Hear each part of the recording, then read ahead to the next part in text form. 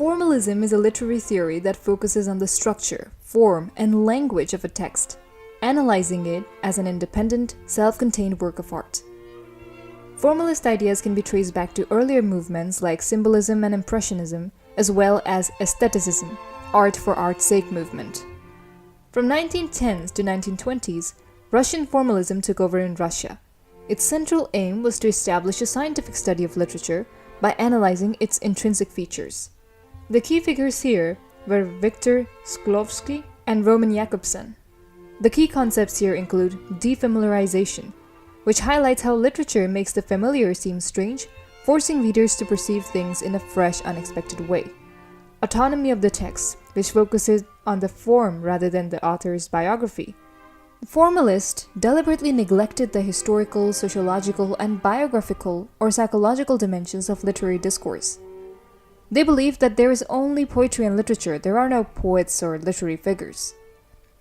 Literariness, which emphasizes on the form and the structure rather than the meaning alone. To them, the central function of ordinary language was to communicate a message, by references to the world existing outside of that language. But literary language is self-focused. Its function is not to convey information by making extrinsic references, but to offer the reader a special mode of experience by drawing attention to its own formal features, that is, to the qualities of the linguistic signs themselves.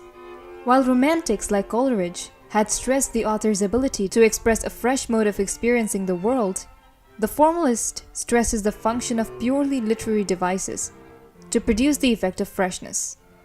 This emphasis on actual process of presentation rather than the presentation itself is called laying bare one's technique. Russian formalism's concepts of defamiliarization and laying bare are notions which influenced Bertolt Brecht's famous alienation effect. He demanded that actors as well as the audience should maintain a critical distance from the play. Therefore, he brought in alienating elements to remind the spectators of the artificial and illusionary nature of a theatrical performance. From 1920s to 30s, formalism transitioned to structuralism. Russian formalist ideas influenced the development of structuralism in Europe, particularly through the work of Roman Jakobson and Claude Lévi-Strauss. However, by 1930s, formalism was suppressed by Stalin in Soviet Union, and then the center of the formalist studies shifted to Czechoslovakia. Marxist critics called their ideologies reactionary and attacked them for ignoring the social dimension. Thus, formalism then started taking social dimension into its account, and that led to the writing of the Bakhtin school. The Bakhtinian school, developed by Mikhail Bakhtin and his circle, focuses on the dynamic nature of language, culture, and literature. Central to this school are concepts like 1. Dialogism, which emphasizes that all language and meaning emerge through interaction and dialogue. 2. Heteroglossia. It reflects the coexistence of diverse voices and perspectives within a text. 3. The carnivalesque, which highlights the subversion of norms and hierarchies through humor. 4. Chronotope. It is the interplay of time and space that helps in shaping narrative meaning.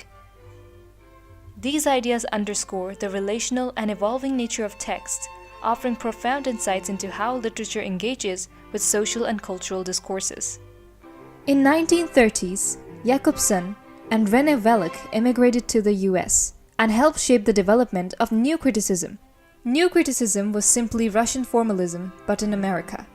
It was a literary theory that emphasized close reading and analysis of a text structure, language, and meaning as a unified whole, independent of the author's intent, called intentional fallacy, or the reader's response, called affective fallacy. Close reading referred to detailed consideration of the work itself as an independent entity, without referring to historical, authorial, or cultural concepts. Close reading involves a sculptorous examination of the formal elements that contribute to the unity of the work. This makes New Criticism intrinsic, that is, it exists within the confines of the text.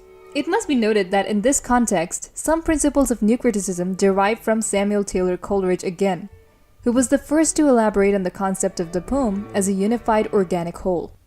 After the 1950s, Russian formalism got absorbed in other systems of thought and lost its identity as a separate literary movement. Towards the end of the last century, there was the return to formalism, known as New Formalism, which proposed a positive program, undertaking to connect the formal aspects of literature to the historical, political, and worldly concerns, in opposition to which the formalist movement had earlier defined itself.